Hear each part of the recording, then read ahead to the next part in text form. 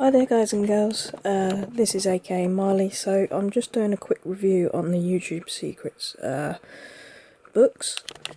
This is the first edition, this is the second edition, as you can see. Second edition. Basically, the second edition kind of repeats a lot of what the first edition is, but in the second edition it's basically updated facts and stats and stuff and analytics and that. There is some new sections, so if you take a look here, take a look there, and then compare it. Maybe if you want to pause that and compare it with, let's just open it up, this. So you know what you're getting.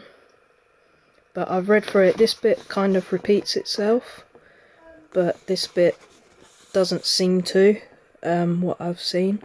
There is parts of it, like discoverability, that bit kind of repeats itself, but there is new parts in this book that are quite good.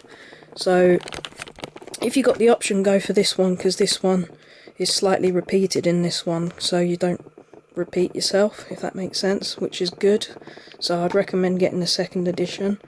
If you do get your hands on the first edition, it doesn't matter, but yeah, I recommend this one.